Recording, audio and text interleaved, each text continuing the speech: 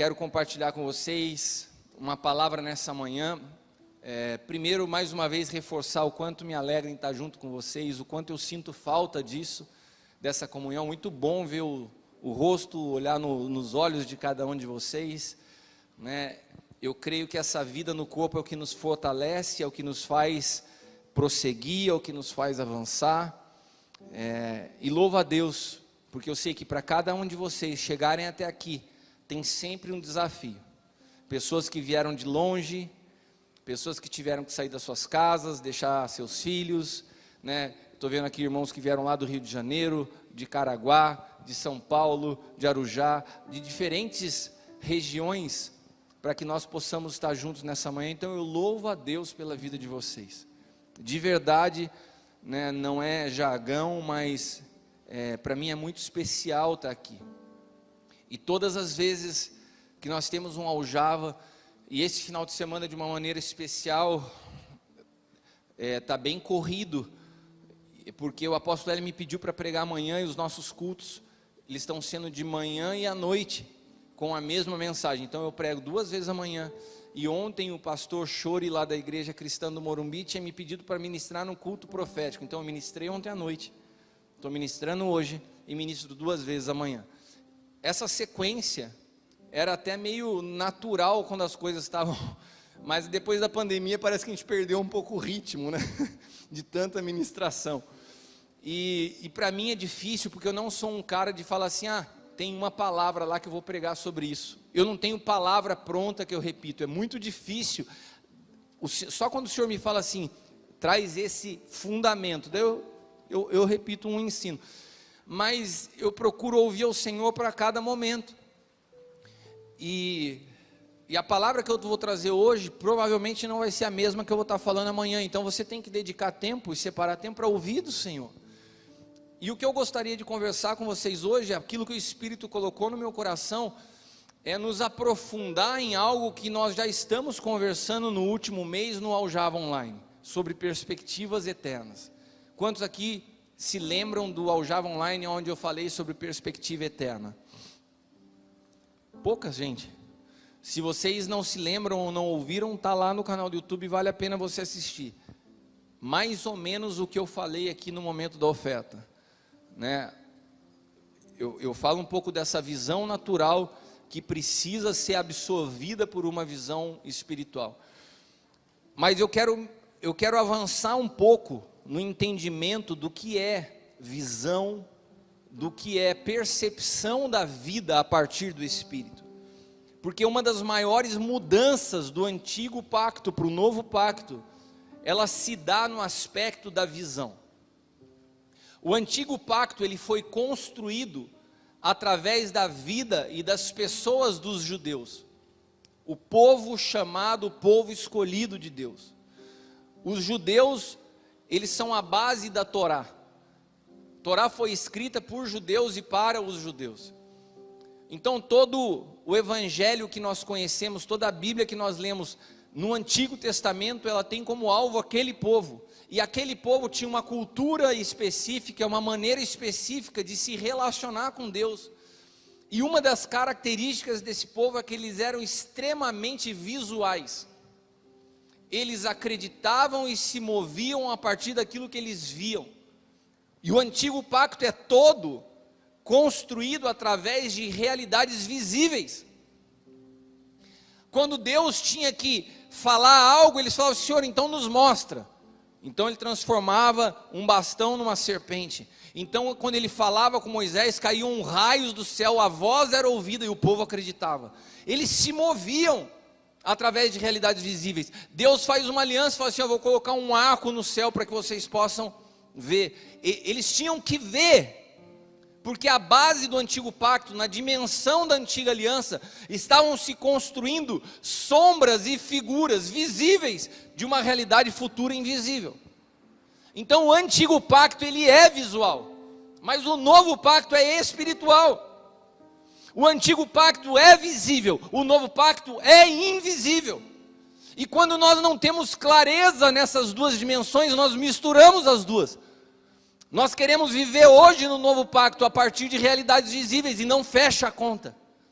Deus encerrou essa estação. Deus é espírito, e importa que aqueles que o adorem em espírito e em verdade. Nós estamos debaixo de uma ordem jurídica invisível, de uma dimensão espiritual. O novo pacto é 100% no espírito. E muitos de nós, parece que é algo simples que eu estou falando, mas tem dificuldade de entender isso. Nós não entendemos que há uma movimentação no antigo e uma movimentação no novo. Nós não entendemos que os profetas do antigo se movem diferente dos profetas do novo. Isso é tão sério quando você se prende a uma visão antiga, que foi exatamente o que fez com que os judeus não conseguissem reconhecer o Messias, porque eles estavam presos a uma realidade visível. E quando o Messias nasce na forma de uma criança, numa manjedoura, na simplicidade com que ele vem, os judeus não reconhecem, porque a sua mente, construída a partir de realidades visíveis, esperava um libertador, um guerreiro, que viesse responder às suas necessidades e anseios de escravidão.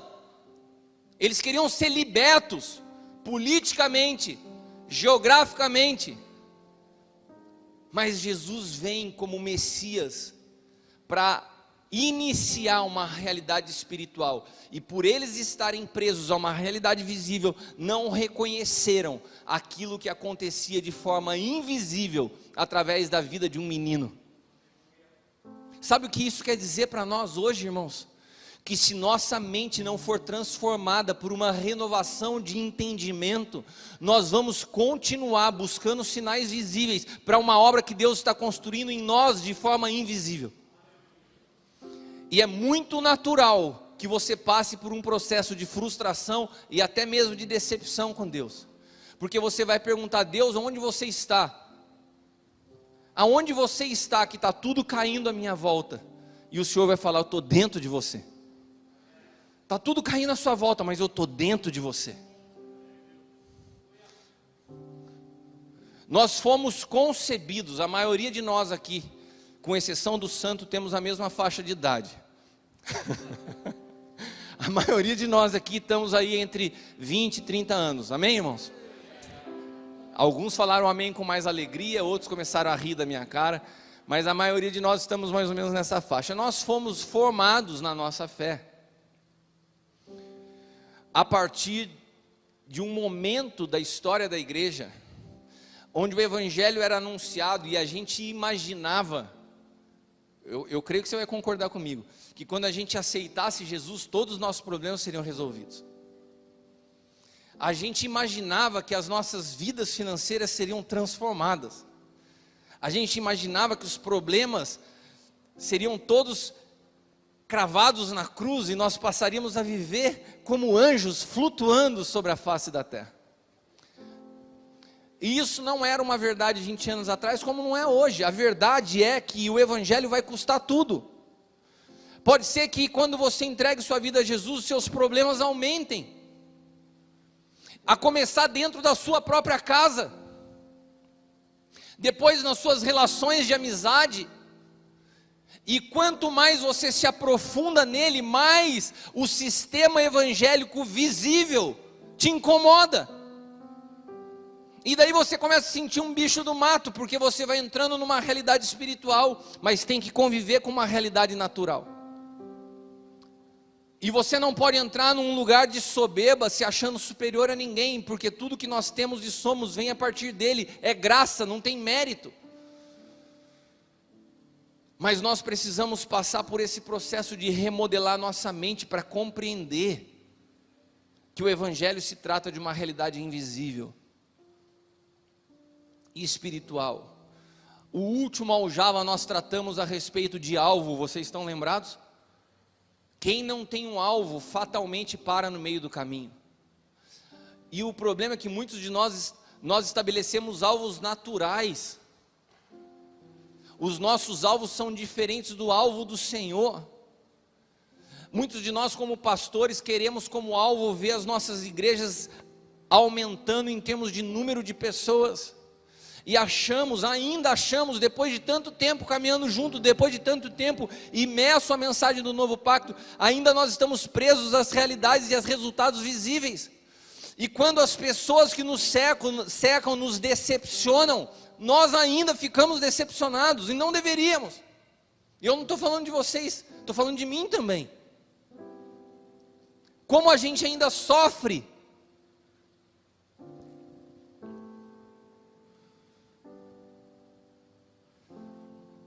A falta de discernimento de Cristo e do corpo de Cristo faz com que muitos de nós estejamos cansados e doentes. É o que a palavra de Paulo aos Coríntios com relação à ceia nos explica. Há muito entre vós que estão fracos, estão doentes, porque não sabem discernir o corpo. A ceia não é um lugar de autoavaliação dos seus pecados do dia para você sentar, comer e beber. A ceia é um lugar onde você avalia o teu discernimento com relação ao que é o corpo. O seu papel no corpo, se você tem compreensão que quando você para, você está gerando um problema ao corpo do qual você faz parte. Que nós não temos mais esse direito de parar nas nossas dores, de parar nas nossas angústias ou nos nossos questionamentos. Então é sobre isso que nós vamos falar nessa manhã. Amém? Só aqueles que estão aqui digam amém. Amém. Eu não ouvi os irmãos que estão pela internet, mas os daqui eu ouvi. Romanos capítulo 1, versículos do 17 ao 22. Esse texto é um texto que está muito ligado ao texto que nós lemos anteriormente na oferta sobre Colossenses. Romanos 1, 17 ao 22. Porque nele se descobre a justiça de Deus de fé em fé, como está escrito: o justo viverá pela fé. Porque do céu se manifesta a ira de Deus sobre toda a impiedade e injustiça dos homens, que detêm a verdade em injustiça. Porquanto que Deus se pode conhecer, neles se manifesta. Guarde essa palavra, risque essa palavra, grife essa palavra, porque conhecer, neles se manifesta, porque Deus lhe manifestou, manifesta e manifestou. Porque as suas coisas invisíveis, desde a criação do mundo, tanto o seu eterno poder, como a sua divindade, se entendem e claramente se veem pelas coisas que estão criadas, para que eles fiquem indesculpáveis. Quantos aqui estão me acompanhando? Olha que coisa incrível. Deus permite que as realidades invisíveis, desde a criação do mundo, inclusive o seu eterno poder e a sua divindade, estejam presentes na criação, para que o mundo não tenha desculpa para falar assim: eu não conhecia Deus. Porque tendo conhecido a Deus, não o glorificaram como Deus, nem lhe deram graças, antes em seus discursos se desvaneceram, e o seu coração insensato se obscureceu, dizendo-se sábios, tornaram-se loucos. Irmãos, esse texto, ele apresenta o contraste da vida daqueles que estão em Cristo e daqueles que são conduzidos pelas realidades visíveis. Existe uma realidade invisível que aqueles que estão em Cristo passam a experimentar, porque eles são transportados de um reino para o outro. Nós saímos do reino das trevas, da escuridão, dos olhos ofuscados, para o reino da sua maravilhosa luz. O que é essa luz? A vida de Cristo que habita em nós e que muda a nossa percepção da vida. Nós conseguimos entender a dimensão do Espírito e as realidades invisíveis a partir de Cristo. Agora, esse texto, ele também aponta que aqueles que não estão em Cristo não têm desculpa, porque toda essa realidade invisível e todo esse poder de Deus se revela através da criação. Quando o homem olha para a criação, e aqui nós vemos o quanto, nós vamos entrar nisso, o quanto essa geração carece de contemplação da vida. Porque nós estamos sendo cada dia impulsionados a uma vida de aceleração que perdeu o poder de contemplação. Eu vejo crianças sentadas à mesa de café, de almoço, com 2, 3 anos de idade, e a chupeta dessa geração se chama celular. Os pais entregam o celular na mão dos filhos e conseguem ter ali 1 hora, 2 horas de tranquilidade, e as crianças nem aprenderam a falar, mas já sabem fazer assim com o dedinho. Verdade ou não é? Estão sendo criadas com o celular na mão, e todas as vezes que elas fazem assim com o dedinho, elas estão sendo treinadas. Aquilo que elas não estão gostando ser passado rápido. O problema é que a vida real não é assim. Tem coisas que nós não gostamos e elas duram. Não tem jeito de você fazer assim. Não tem jeito de passar. Então, nunca se viu tanta ansiedade como nos dias de hoje. O que é ansiedade? É você não saber lidar com a realidade. Você fica ansioso, você quer que passe. Eu estou vivendo processos na minha vida que duram mais de 5 anos. Eu queria muito fazer assim com o dedo, mas eles não vão embora. Sabe o que me sustenta em pé? É o invisível. É a fé. É a comunhão. Sabe, esses dias eu estava conversando com um rapaz, um amigo, você conhece. Inclusive fui apresentado através de você para ele. E esse meu amigo passou por um processo delicado, economicamente, financeiramente. E por eu ter experimentado isso como empresário, eu resolvi ligar para ele e falei assim: meu irmão, eu quero te dizer que eu imagino a tua dor, e eu estou orando por você, e eu sei que você é um homem de Deus, independente das circunstâncias que você está passando, que existem circunstâncias que nós não detemos o controle sobre elas. E se você precisar de um amigo, quiser só tomar um café, eu estou à tua disposição. E ele me respondeu emocionado, e falou assim: Cris, eu estava rodeado de pessoas, os meus amigos hoje têm vergonha de mim, em virtude do que eu estou passando. Um jovem menino bilionário, você sabe do que eu estou falando. Da noite para o dia a vida dele vira, e os amigos também viram. E sabe, eu estava contando isso para a Leila no carro, falei: olha a situação que esse meu irmão está passando. E a Leila me lembrou de algo. Quando eu me converti 25 anos atrás, eu tive uma decisão radical na minha vida, que foi abrir mão de todos os meus amigos. Eu entreguei todos os meus amigos, eu não me relacionava com nenhum deles. Eu estava na faculdade, eu tinha amigos na cidade de Campinas, onde eu fazia faculdade, tinha um monte de amigos aqui, nós saíamos de quinta a domingo, e todo final de semana, e de repente eu interrompi tudo de forma radical, falei: não serve mais. E eu passei anos da minha vida sem amizades com que eu me sentisse à vontade, porque eu abri mão das minhas amizades. E eu percebi, e eu e a Leila tivemos essa percepção juntos, que Deus tratou de me presentear, porque tudo aquilo que você semeia, você colhe, meu irmão. E Deus tratou de me presentear com amigos que se tornaram quase a minha própria vida. Eu tenho uma família na fé, eu tenho irmãos, eu estou cercado de pessoas que eu me sinto amado e que eu amo, de uma forma tão poderosa e sobrenatural, que todas as dificuldades que eu passei nos últimos anos não tocaram em nenhuma das minhas amizades. Eu não perdi nenhum amigo pelos problemas que eu enfrentei. Agora, se eu ainda tivesse rodeado pelos amigos daquela época, provavelmente não tinha sobrado nenhum. Nós precisamos aprender a entregar ao Senhor tudo que para nós é muito precioso, porque o Senhor tem a capacidade de nos devolver sempre com incremento aquilo que nós entregamos a Ele. Nós não podemos ter medo disso. Existe um contraste muito radical da vida daqueles que estão em Cristo, daqueles que não estão em Cristo.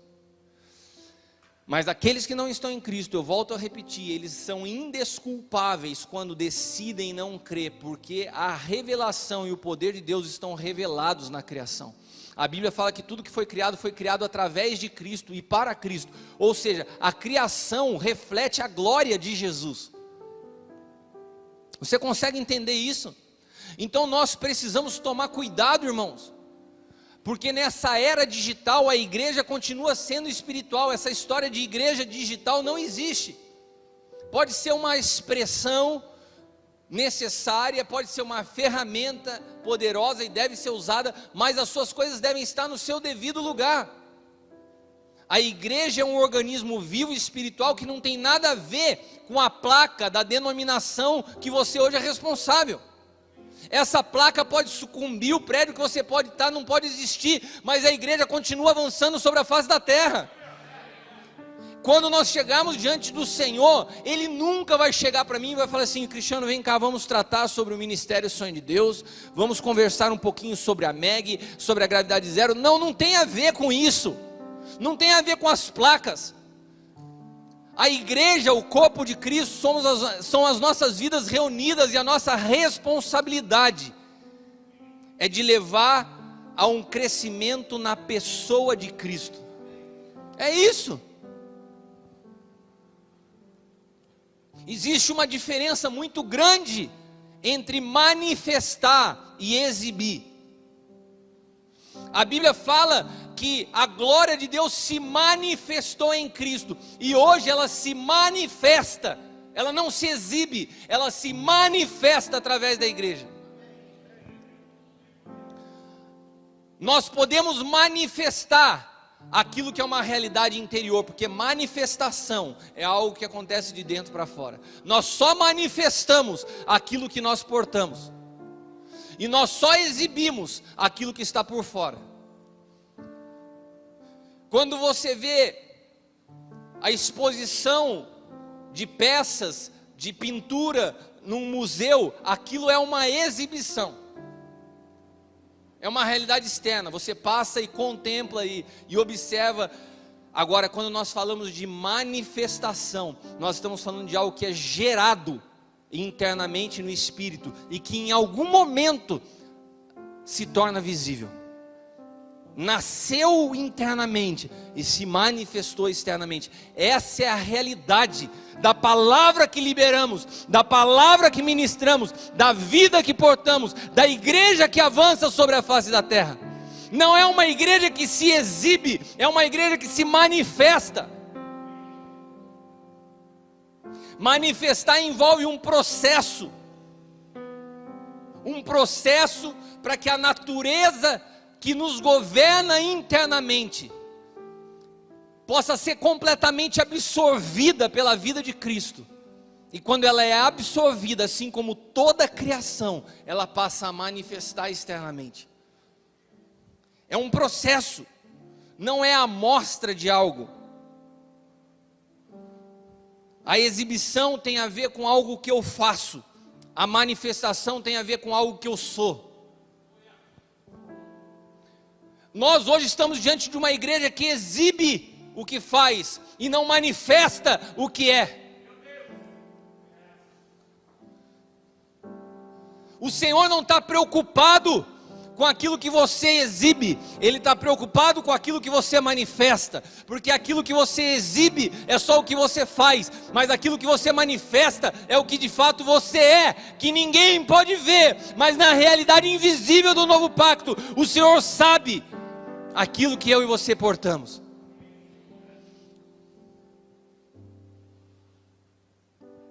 Na criação, Deus manifestou o seu Filho de forma visível.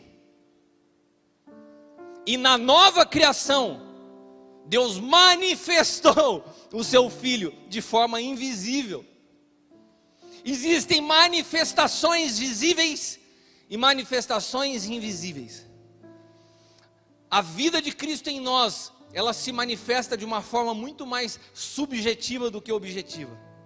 Por quê? Porque o justo vive por fé, como quem olha o invisível, diz a palavra. Agora, aqueles que estão distante do Pai, eles precisam das realidades visíveis da criação, para que mostrem para Ele todos os dias. Você está vendo tudo isso e não consegue entender que Deus é real, que Deus te ama, que Deus existe, que Ele tem o controle? A Bíblia diz para que vendo não tenham desculpas para justificar seu egoísmo e obstinação.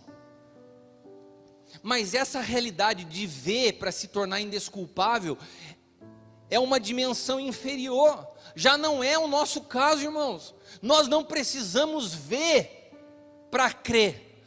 Você que está aqui, você está aqui por fé. Você saiu da sua casa, você se levantou nessa manhã, não esperando que você chegaria num lugar e um raio caísse e o céu se abrisse. Você veio pela fé, numa realidade invisível, de um homem limitado, mas que tem uma mensagem que pode transformar a tua realidade. Porque essa mensagem não se trata de mim, mas de algo que se manifesta através de mim, porque foi gerado pelo Senhor. Essa é a responsabilidade que todos nós temos como ministros do Evangelho. Nós que estamos em Cristo, nós somos disciplinados, nós somos treinados através da vida de Cristo em nós, para que venhamos a viver uma realidade superior, enxergando todas as coisas a partir do Filho, e não das realidades visíveis. Irmãos, aqueles que caminham comigo como filhos, esse é o meu maior desafio como pai. Conduzir vocês a olharem todas as coisas a partir do Filho, a emanciparem vocês como filhos. Nenhum pai conduz um filho para se tornar dependente da sua própria vida. Essa é a base de todo egoísmo, que alguns têm dado o nome erroneamente de paternidade. A paternidade de Deus é conduzir os filhos que Ele nos confia a uma emancipação e uma maturidade espiritual, que o vínculo que nos une não é dependência, mas é amor. Nós não somos chamados a produzir pessoas dependentes de nós. Pastor, tem uma pessoa endemoniada na minha rua, o senhor pode vir orar? Não, ora você, meu irmão. Pastor, tem alguém doente aqui, você pode vir orar? Não, você pode orar. Eu te conduzo a uma emancipação, a uma dimensão em Cristo, que você passa a entender o sacerdócio que você tem, independente da função que você exerce. Porque manifestamos o que somos e não aquilo que fazemos, não a função que temos. E agora eu quero ler novamente o texto que nós lemos na oferta, Colossenses 1, 15 e 16. O qual é a imagem do Deus invisível, o primogênito de toda a criação. Nele foram criadas todas as coisas que estão nos céus e na terra, visíveis e invisíveis, sejam tronos ou dominações, principados ou potestades. Tudo foi criado por Ele e para Ele.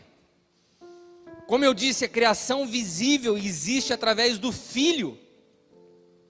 Tudo que você vê foi criado a partir daquilo que não se vê, para glorificar o Pai que é invisível.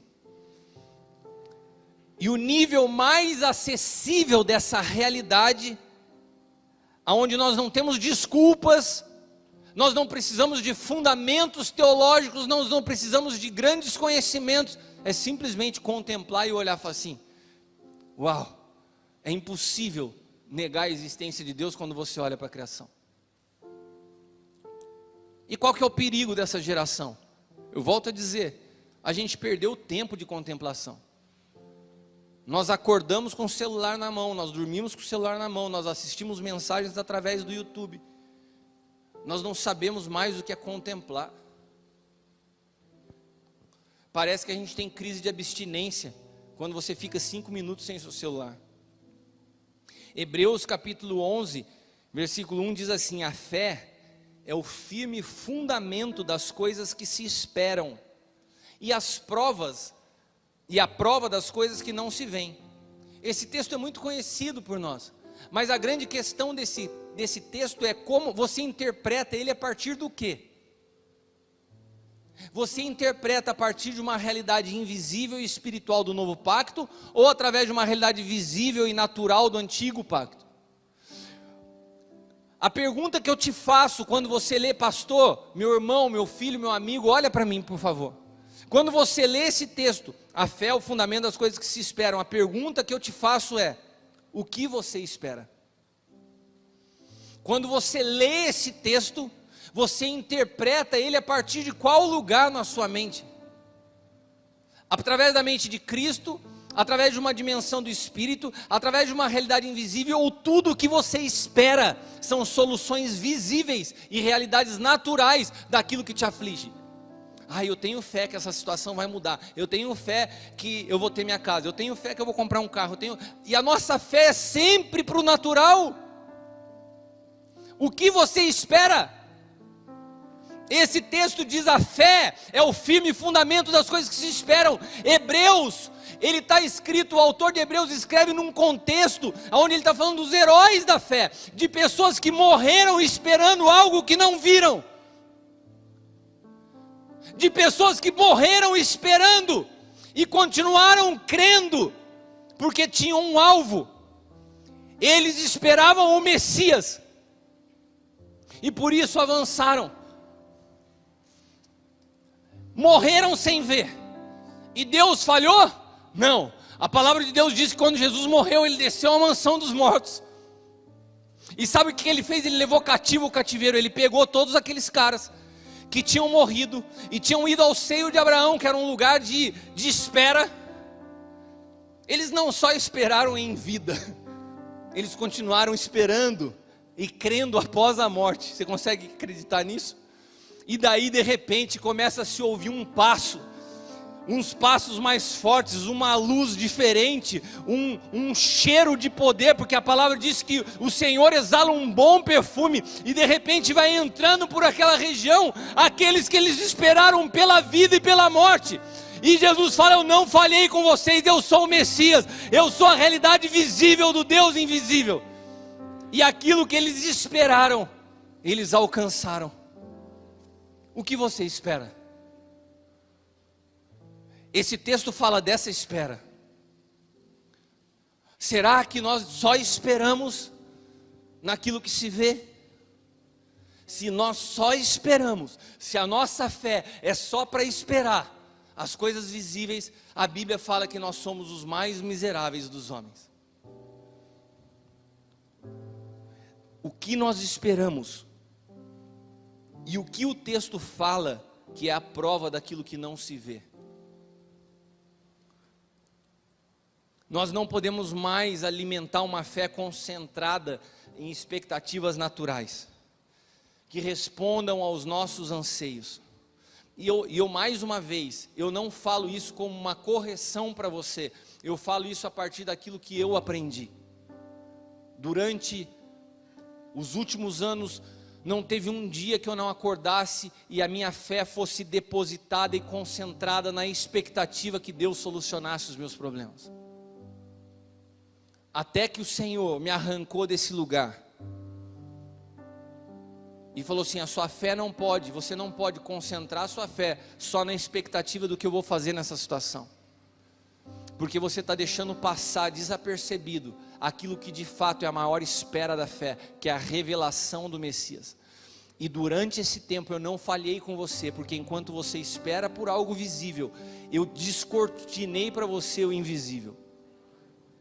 Mas a gente parece que vai dimensionando o invisível como algo, porque na verdade a nossa espera é o visível. Eu estou falando de mim, irmãos. Agora, quando você sai desse lugar, é libertador. Quando você olha em meio a toda a crise, todo o caos e o mundo caindo à sua volta, mas você se sente seguro, ancorado na sua alma, na vida daquele que sustenta o universo. É isso que o próprio escritor de Hebreus fala no capítulo 11, versículos 26 e 27, vamos ler junto. Hebreus 11, 26 e 27 diz assim: tendo por maior riqueza o vitupério de Cristo do que os tesouros do Egito.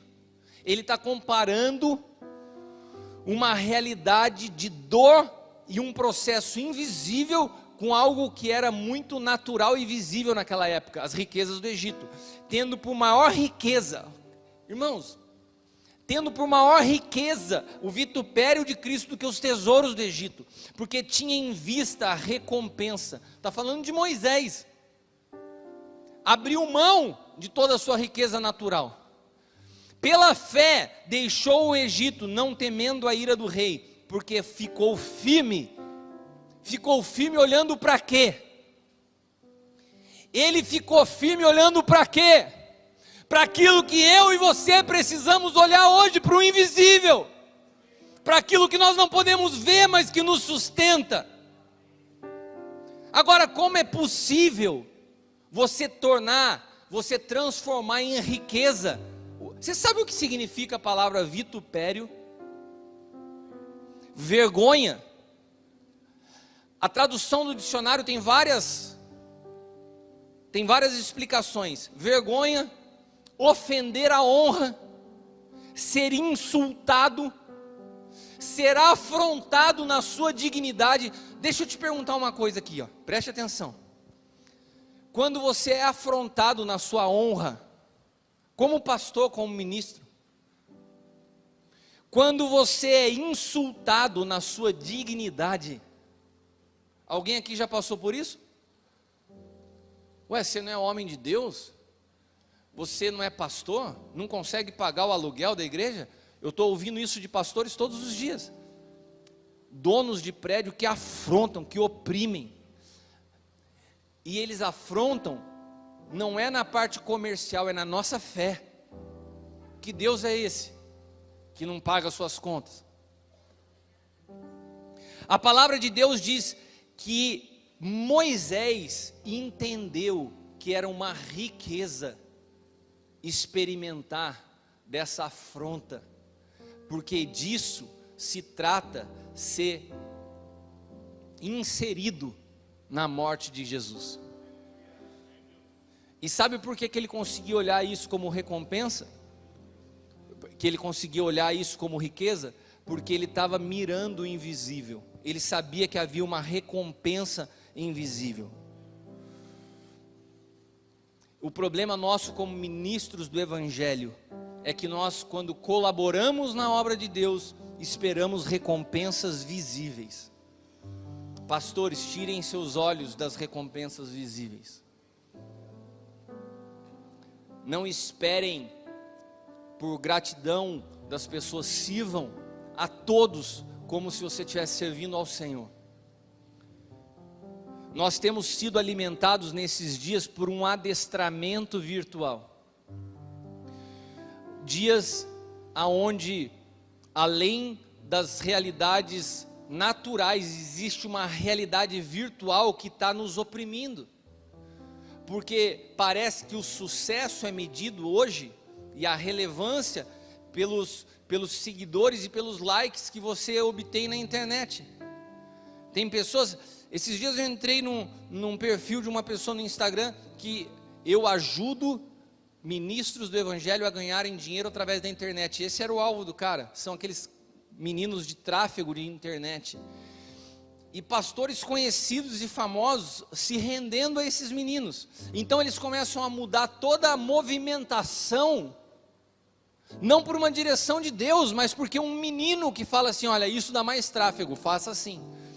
Putz, mas eu não tenho. Você quer ver uma coisa que eu não me sinto bem, é ficar postando videozinho ou fotinho minha e da Leila. E daí esses rapazes, não tô nem falando daqui, estou vendo do que acontece hoje. Eles falam assim: olha, se você fizer isso, se você abrir uma caixinha de pergunta, isso vai dar mais. E daí você vê pastores que estão até desconfortáveis com aquela situação, mas eles vão se rendendo. Não a voz do Espírito, não a voz de um pai espiritual, a voz de meninos, jovens de 18, 20 anos, que entendem de tráfego de internet, estão ditando a movimentação de pastores. Nós estamos sendo adestrados virtualmente. Esses dias eu chamei um cara para adestrar meu cachorro, que eu não aguentava mais, tanta bagunça que ele fazia. Daí o rapaz chega com um monte de pedacinho de carne, aquelas esquinhas dentro de um bolso. Primeiro minuto que ele olha para o cachorro, ele levanta a esquinha assim, o cachorro já senta. Eu falei: meu Deus, esse cara é mágico. Ele olhou, o cachorro não para. Ele olhou para o cachorro sentou, mas com uma esquinha na mão. O cachorro sentou, ele deu um presentinho. Deita, o cachorro deitou, ele, presentinho. Eu falei: caramba. E eu falei: como esse cachorro é tonto, ele faz tudo só para receber o negocinho. E daí eu fui olhar para a internet, um bando de pastor sendo adestrado. Olha, posta uma fotinho que você recebe um like. Faz um videozinho assim, usa esse estilinho que você vai ser atrativo virtualmente. E nós vamos sendo adestrados para atender o anseio das pessoas, para viver de exibição e não de manifestação, daquilo que pode ser visível, e vamos nos distanciando do invisível, e depois você está ansioso, você está depressivo, você não sabe a raiz disso, você foi adestrado sem perceber, a sua recompensa é visível, os seus resultados são imediatos. E depois que o cara foi embora, cheguei no meu cachorro e fui tentar fazer, ele não ficava. O resultado tem que ser imediato. Não adianta eu falar, senta que eu já vou pegar lá a isquinha para você. Se eu não chegar com o negócio na mão na hora, ele não senta. Eu falei, que diacho de adestramento é esse? Eu vou ter que ficar o dia inteiro com carne na mão?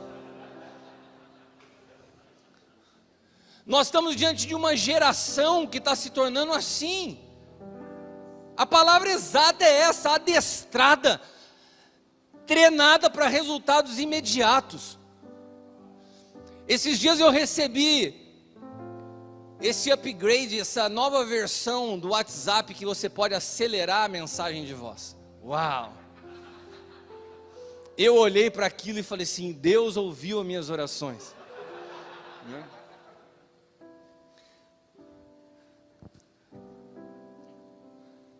Irmãos, estou falando sério, eu recebo áudio de 20 minutos. Eu acho que a pessoa, quando me manda um áudio de 20 minutos, ela pensa assim, o apóstolo não tem mais o que fazer mesmo, né?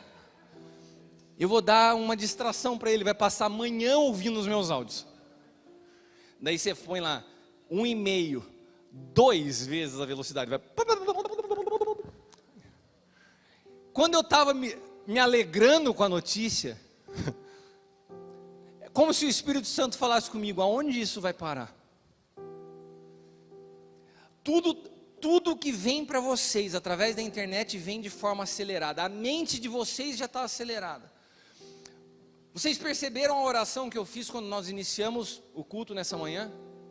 Eu falei para vocês, aquietem seus corações, desconectem seus pensamentos, só para a gente conseguir entrar numa atmosfera onde a nossa atenção seja dedicada a ouvir, vai tempo de tão acelerado que estão os nossos pensamentos. Quando eu me formei, eu saía do meu trabalho 6 horas da tarde e eu descansava. Eu não tinha celular, o meu patrão não me chamava, não tinha WhatsApp. Acabava 6 horas, acabava 6 horas. Essa porcaria aqui te faz trabalhar 24 horas por dia. Agora, esse negócio de acelerar a voz, ele vai interferir diretamente nos nossos relacionamentos. Vai interferir nos nossos relacionamentos. A gente vai começar a se adaptar tanto a acelerar a voz das pessoas que nos mandam mensagem, que a hora que você estiver conversando com a sua esposa, e ela estiver se alongando um pouquinho mais, você vai tentar apertar um botão nela. Vai, passa, está muito devagar. Fala mais rápido. Vocês estão rindo, mas isso é verdade.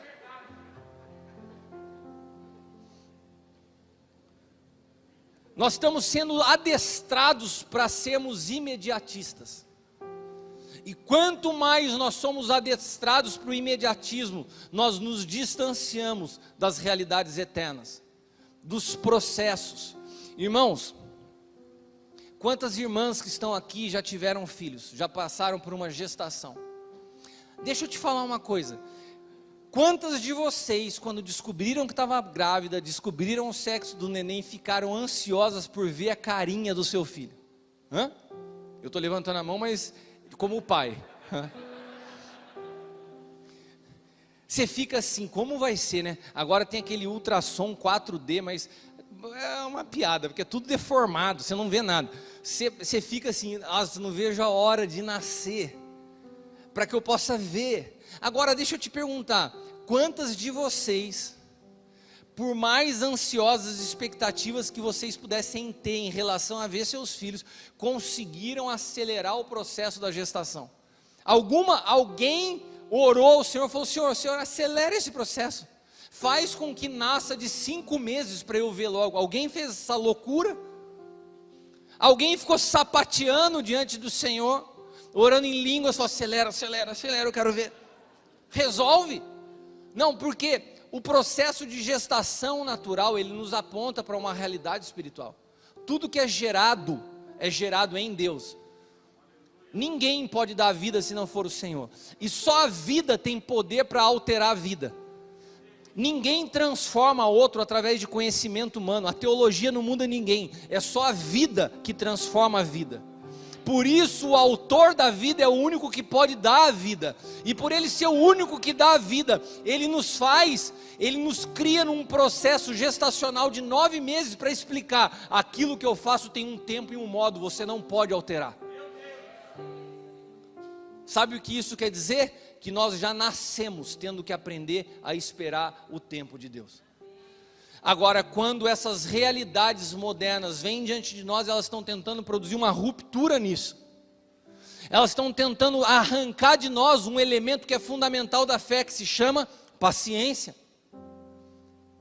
Acelera. Daí Deus fala assim: não, espera. Como que você vai esperar se você está tão acelerado?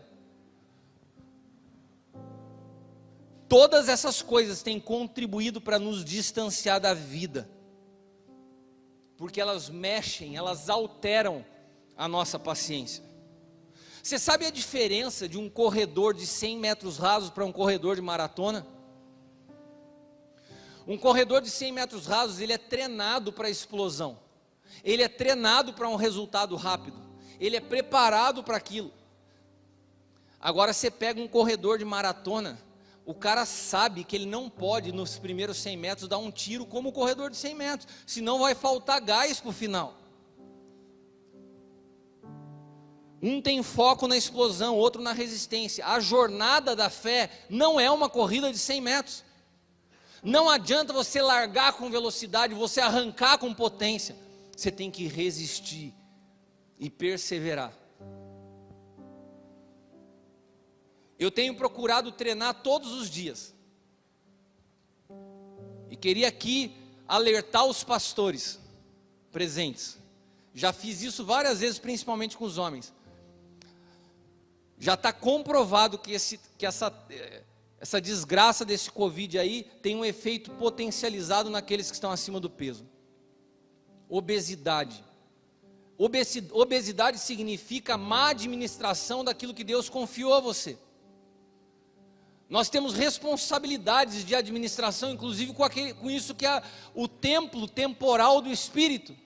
Nós temos responsabilidade. Nós não podemos fazer de qualquer jeito. Eu não falo de um cuidado que aponta para a vaidade. Eu falo de um cuidado de longevidade, de cuidar da sua saúde. Você é importante dentro da obra do ministério, mas você é importante com saúde.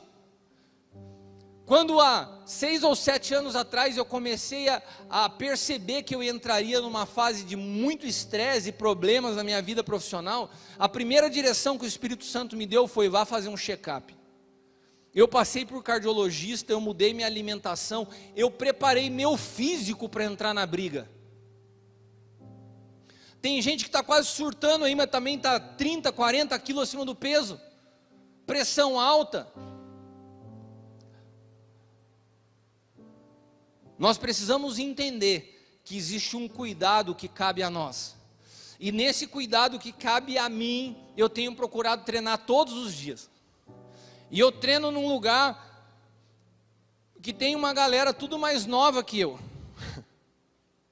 Esses dias eu consegui fazer um levantamento de peso mais forte, o treinador postou assim: nosso aluno cinquentão arrebentando. Eu falei: que cara folgado. Nosso aluno cinquentão arrebentando. Ainda faltam 2 longos anos para chegar nos 50. Mas na modalidade que eu estou treinando, cada dia você tem um tipo de atividade que envolve uma sequência de exercícios, que às vezes duram 20 minutos, que às vezes são 30 minutos, que às vezes são 15 minutos. Alguns dias são mais explosão, outros dias são mais resistência. E a galera chega lá e espera ele falar e vai para cima. Eu não. eu chego e falo assim, o treino hoje vai ser o quê? Ele falou, por que você quer saber? Eu quero saber para eu dimensionar o quanto de gás eu dou no começo. E daí ele falou assim, hoje vai ser um longão, 30 minutos. Preserva seu ritmo. Eu falei, beleza. Saiu o treino, puf. Tinha um cara de 20 e poucos anos, uma menina, os caras dispararam. Tinha uma corrida de 500 metros, voltava, levantamento. Quando os caras dispararam na frente, eu fui na minha. No meio do treino eu passei os dois, cheguei um round na frente deles. Por quê? Porque eu só dimensionei a intensidade. Os caras eram mais fortes, mais rápidos, mais novos, mas eu dimensionei a intensidade que eu precisava empregar para que eu pudesse chegar no final. Muitos de nós aqui estamos tão acelerados, que é isso que tem nos trazido cansaço. Você não sabe dimensionar a velocidade que você tem que empregar na sua vida. Sabe por que você está cansado? Porque você tem gastado energia aonde Deus não quer que você gaste energia. Às vezes é muita dedicação e muito esforço para aquilo que não vale a pena. E daí quando eu falo assim, separe um tempo para a gente poder parar um pouco e você ter um tempo com a tua esposa, não dá. Não dá. Por que não dá? Isso é importante. É importante que você pare, é importante que você seja ministrado, é importante que você sente para tomar um café com paciência, com pessoas que você ama. É isso que se trata a vida. Isaías 40:31 fala assim, aqueles que esperam no Senhor, renovam suas forças. Sabe como você renova suas forças? Quando você para de fazer o que você está fazendo e espera que o Senhor faça para você. Sobem com asas como águias, correm e não se cansam, caminham e não se fadigam. Sabe o que é isso? Dimensionar as forças. Esperar no Senhor, para que o Senhor fale, acelera, reduza, não do teu jeito, não nessa loucura. Toma decisão em cima de decisão.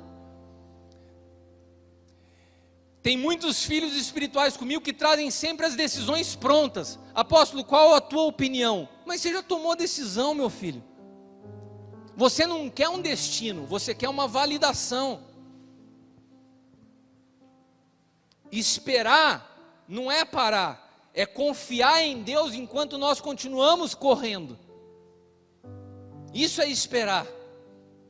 Eu continuo me movimentando. Se lembram da última palavra sobre o alvo? Ainda que pareça que você está recuando, mas você está avançando. Porque o alvo nosso e o avanço não tem a ver com medidas externas. É o quanto de Cristo vai se revelando em nós através das circunstâncias que passamos.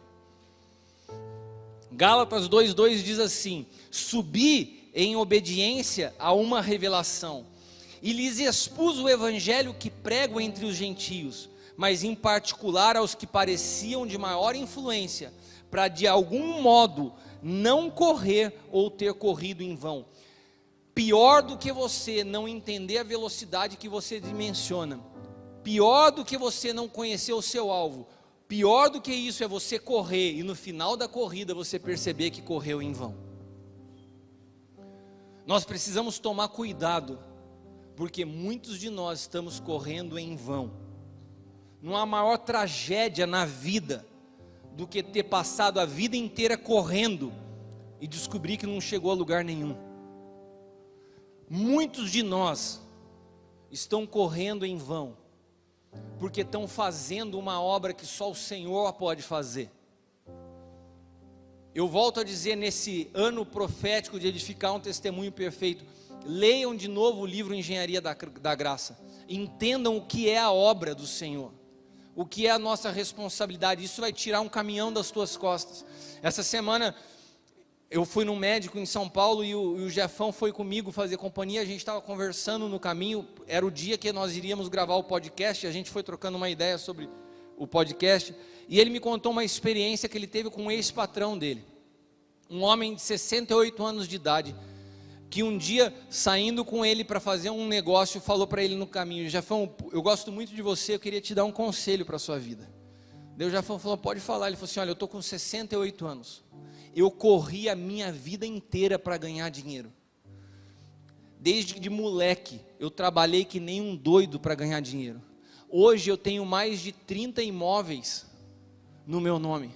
Sou proprietário de muitos bens. Mas eu descobri algumas coisas. Que eu tenho mais de 30 imóveis, mas eu só preciso de um para eu morar. Eu queria ter presenteado meus filhos, mas meus filhos hoje não falam comigo. Eu queria poder proporcionar algo para minha esposa, mas a minha esposa me deixou, eu vivo sozinho. Eu posso ter uma frota de carros, mas eu ando num golzinho porque eu tenho medo de ser sequestrado. Eu tenho dinheiro para comer as melhores comidas do mundo e comer o que eu quiser, mas eu só posso fazer 3 refeições por dia. Sabe, eu olho para minhas riquezas e chego à conclusão que eu não precisava de tudo isso, que eu corri em vão. E nós precisamos tomar cuidado, porque pior do que estar fora do ritmo é correr em vão, porque se você está fora do ritmo, ainda dá tempo de ajustar o ritmo dessa sua corrida. Ainda dá tempo de parar e contemplar a vida e ver o que de fato importa. Agora o duro é quando a vida passa, e eu vejo muitos pastores cansados, falam assim, eu dei a minha vida pelo ministério. Não. Eu dei a minha vida pela obra do Senhor. Não, você não sabe o que é obra do Senhor, nem o que é ministério.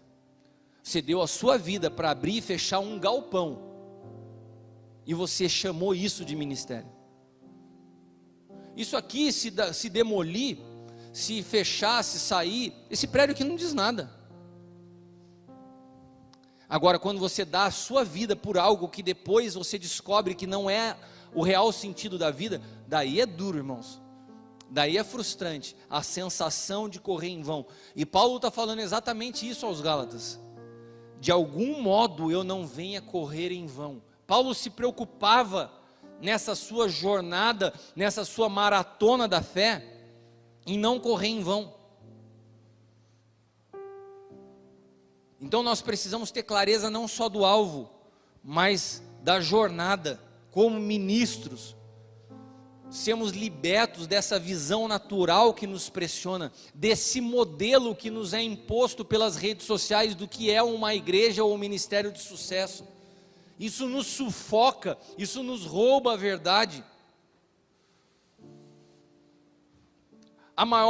O maior benefício de uma relação de paternidade espiritual não é visível.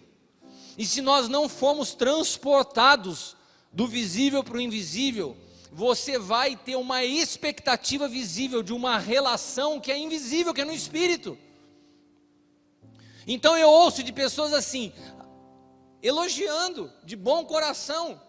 É muito bom ter um pai na fé, eu ter alguém para quem sujeitar meu coração. Amém? É muito bom ter um pai, uma paternidade espiritual, eu tenho com quem me aconselhar. Amém? É muito bom ter, eu estou falando frases que eu ouço, é muito bom ter um pai, eu tenho um respaldo ministerial. Amém? Glória a Deus. Todas essas coisas são verdades, mas elas não são o essencial dessa relação. Elas são o acréscimo, elas são o adendo. A raiz dessa relação não tem nenhum benefício visível. Eles podem até fazer parte do cuidado paterno, mas são apenas a margem do rio. A profundidade dessa relação de paternidade espiritual se mede de forma invisível. Na verdade, a maior avaliação que você deveria fazer para avaliar a sua relação como filho comigo e a sua relação com o pai, com os filhos que você conduz, é o quanto da medida de Cristo foi aumentada em minha vida a partir da minha relação com meu pai. O quanto de Cristo cresceu em mim desde que eu comecei a caminhar com o Cris. O quanto de Cristo cresce na vida dos meus filhos a partir do momento em que eles se sujeitam a mim. Esse é o elemento que nós desconsideramos nas relações. Se você for olhar as grandes redes de cobertura ministerial evangélica nessa nação, eles oferecem para você um sistema de benefícios. Olha, você pode ter acesso a uma rede que tem aqui todos os esboços das mensagens, que tem vídeos de ministrações, temos mentoreamento online, uma rede de benefícios. Mas paternidade não é isso. Isso pode ajudar? Pode. Isso está errado? Não. Mas o que nós precisamos de discernimento para avaliar, que aquilo que de fato importa na nossa relação, é o quanto de Cristo aumenta em nós a partir da comunhão que nós temos. E é por isso que às vezes o meu olhar para a tua vida é diferente do teu olhar para a tua vida. Porque às vezes você me chama e fala assim: apóstolo, eu estou passando por isso. Eu estou deprimido, eu estou angustiado, está tudo dando errado, as pessoas estão me traindo. E eu olho e falo assim: glória a Deus. Eu vejo o Senhor te conduzindo por um processo, onde Ele quer se revelar em você, onde Ele quer ser formado em você, onde Ele quer te transformar de dentro para fora. E todas as vezes que isso acontece, há um caos externo para uma transformação interna.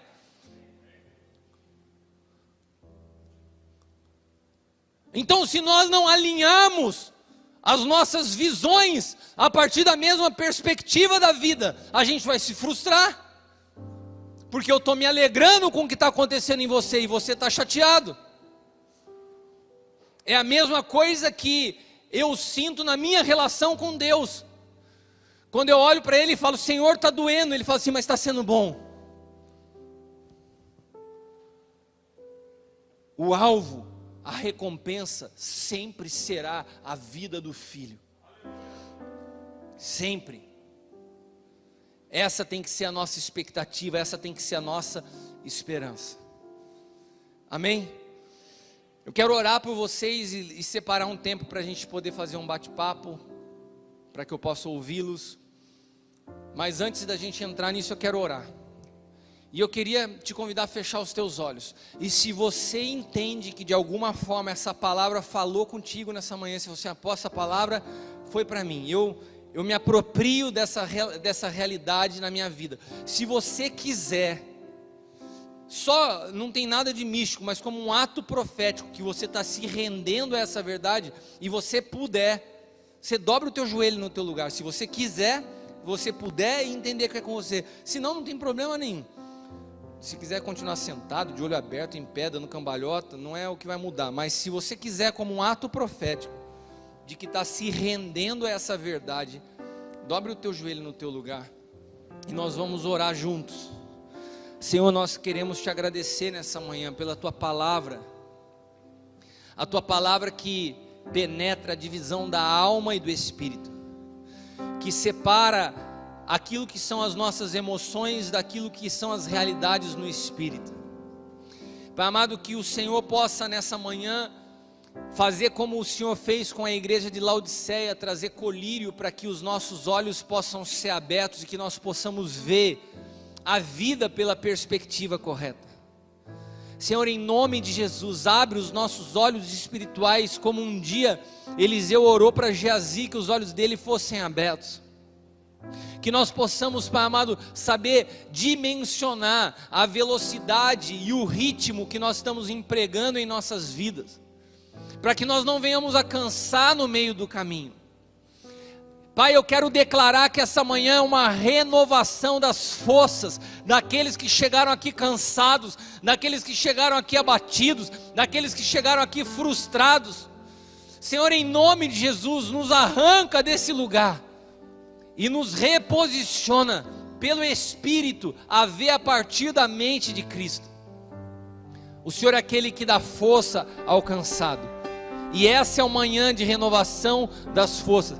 Pai amado, aqui estão os teus filhos, os teus ministros competentes de um novo pacto, chamados pelo Senhor para cuidar dos teus filhos, e muitos deles estão cansados, e muitos deles estão abatidos, e muitos deles estão decepcionados, mas o Senhor é poderoso para transformá-los nessa manhã de dentro para fora. Espírito de ressurreição e vida, Espírito de ressurreição e vida, se manifeste em nós.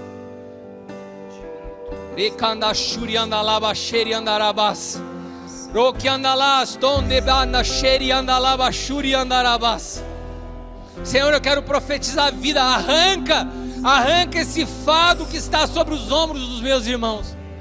Arranca esse jugo que é mais pesado do que eles podem suportar. Pai amado, dá do teu fardo que é leve e que é suave. E que o Senhor possa trazer descanso para as nossas almas nessa manhã. Que o teu espírito de consolo possa nos alcançar. Que cada um de nós, ao voltar às nossas casas, possamos, Pai amado, nos sentir consolados no espírito, renovados nas nossas forças. E com uma percepção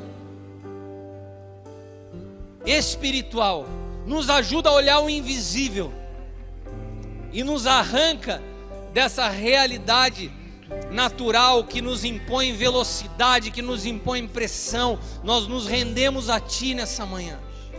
Queremos ser a igreja que o Senhor sonhou, o corpo de Cristo sobre a face da terra.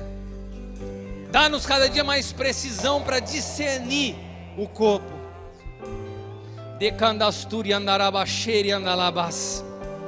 Eu apresento cada ministério aqui representado, cada família, cada pastor, cada pastora, cada pessoa que está cansado. Que nós sejamos mergulhados nesse rio do Espírito, renovados na vida do Espírito. Em nome de Jesus. Em nome de Jesus. Se você crê, diga amém. Amém, aplauda ao Senhor. Eu querer, eu só quero estar onde Tu estás. Tua presença é o meu prazer, Jesus. A Tua graça me transforma de dentro para fora. Vem e faz o Teu querer. Eu só quero estar, eu só quero estar onde Tu estás. Tua presença é o meu prazer, Jesus. A Tua graça me transforma de dentro para fora. Vem e faz o Teu querer. Amém. Amém. Você pode se sentar.